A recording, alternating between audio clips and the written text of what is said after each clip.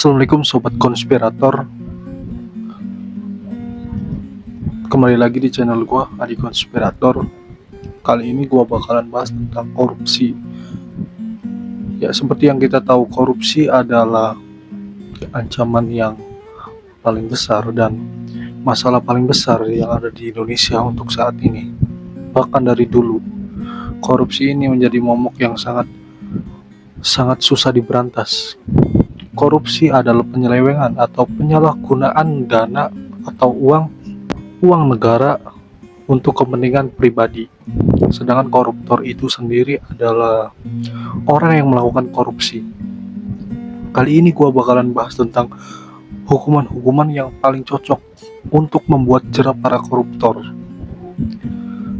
Ya, selama ini hukuman di Indonesia menurut gua belum bisa membuat jerah para koruptor, para tikus-tikus kantor ini.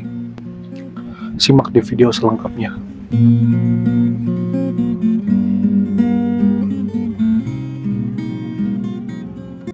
Korupsi adalah penyakit bangsa Indonesia dari dulu, dari sejak zaman penjajahan Hindia Belanda atau sebelum itu.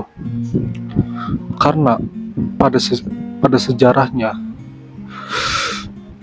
pada zaman penjajahan Belanda, tepatnya saat Gubernur Jenderal Daendels, yaitu Gubernur Jenderal Hindia Belanda, ingin membangun jalan dan melakukan tanam paksa. Istilahnya tanam paksa dan kerja rodi, kerja paksa. Itu faktanya. Daendels membayar upah para pekerjanya. Jadi para pekerja itu dibayar oleh Daendels. Akan tetapi Daendels ini mengamanahkan atau ngasih bayaran upah tersebut ke bupati setempat.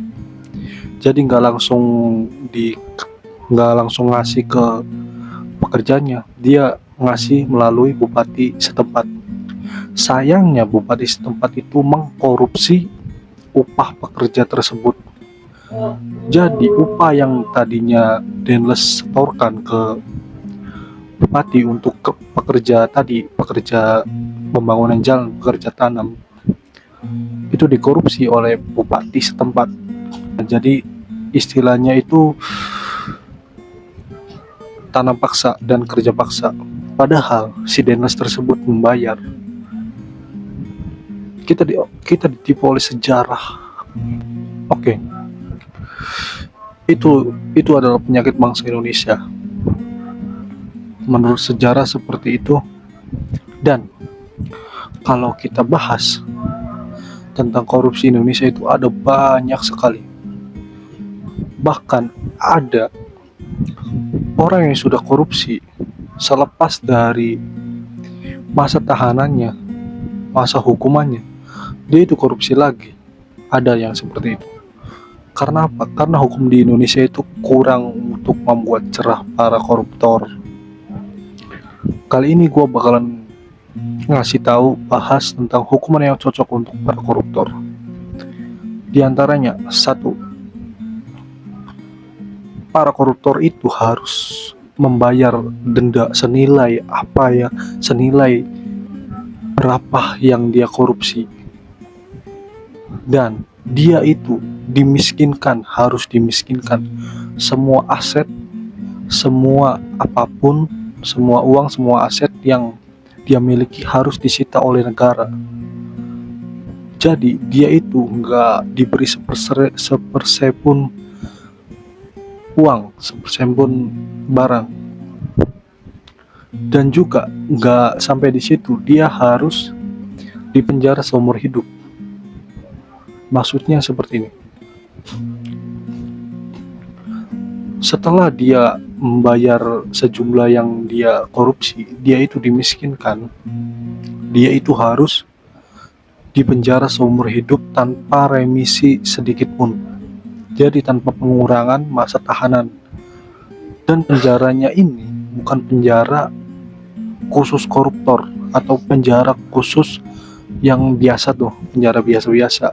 Penjaranya ini harus di Nusa Kambangan. Biar apa? Biar dia kapok, biar dia pikir-pikir, biar menjadi pelajaran bagi semua yang mau korupsi, mau menyuap, agar tidak menyuap dan tidak korupsi.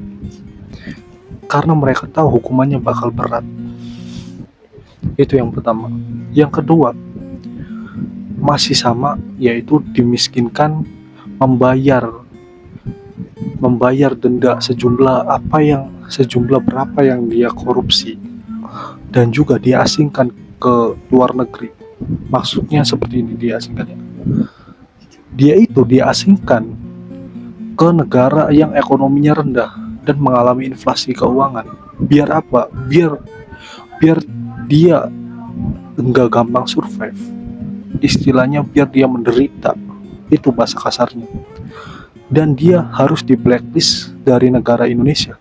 Jadi setelah dia diasingkan, dia nggak bakalan bisa lagi tinggal di Indonesia. Dia harus survive sendiri ke luar negeri, harus bertahan hidup sendiri ke luar negeri.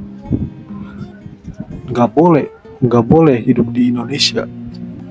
Oke, yang ketiga adalah masih sama, membayar sejumlah berapa yang dikorupsi, terus dimiskinkan. Selanjutnya, dia ini harus di blacklist dari semua perusahaan dan instalasi yang ada di Indonesia maupun luar negeri. Maksudnya seperti ini. Jadi, si koruptor ini nggak dipenjara, nggak diberi hukuman apapun, namun dia di blacklist dari semua perusahaan atau instalasi yang resmi yang memiliki surat izin resmi dari pemerintah, baik dalam maupun luar negeri. Jadi dia ke luar negeri pun gak bakalan bisa daftar jadi pekerja yang resmi.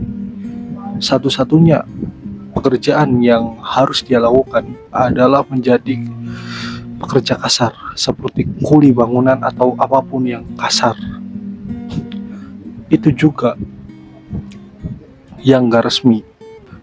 Jadi dia itu gak bakalan bisa daftar sebagai pekerja atau mendaftar sebagai apapun yang perusahaan itu atau instalasi itu memiliki surat izin resmi dari pemerintah.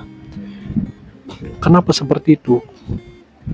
Biar dia tahu kalau resiko menjadi koruptor adalah harus menanggung itu semua, yaitu dimiskinkan dan di blacklist. Para koruptor ini bakal susah survive menjadi pekerja kasar. Karena apa? Karena setiap hari dia dimanjakan dengan harta hasil korupsi. Ketika dia bangkrut dan ketika dia tertangkap, dia harus bisa bertahan hidup dengan cara kasar, dengan cara bekerja kasar, seperti kuli bangunan. Dia harus angkat-angkat yang biasanya dia di kantor, sekarang dia harus bekerja keras, bekerja dengan otot. Yang tadinya bekerja dengan otak, sekarang bekerja dengan otot. Pokoknya yang serba kasar lah. Oke, itu aja pendapat gua tentang hukuman yang cocok untuk para koruptor bangsa Indonesia ini. Karena kalau hukuman mati itu nggak bikin koruptor jerah, malah sebaliknya, koruptor itu bakal menjadi sangat banyak korupsinya. Kenapa? Karena dia tahu resiko korupsi itu hukuman mati. Dia akan korupsi sebesar-besarnya, dan hasil korupsi itu untuk menyuap para pekerja-pekerja yang ingin menyelidikinya. Makanya yang lebih kejam adalah yang tiga tadi yang gue sebutin. Dimiskinkan, membayar sejumlah upah, sejumlah yang dikorupsi, dan diasingkan. Itu nomor satu. Yang kedua, membayar sejumlah yang dikorupsi, dimiskinkan, dipenjara seumur hidup tapi penjaranya di Nusa Kambangan. Yang ketiga, dimiskinkan, membayar sejumlah yang dikorupsi, dan di blacklist dari semua instalasi sebuah perusahaan yang resmi di Indonesia. Itu mungkin adalah hukuman yang cocok dan bisa membuat cerah para koruptor negara ini. Gua di konspirator. Sampai jumpa di video selanjutnya.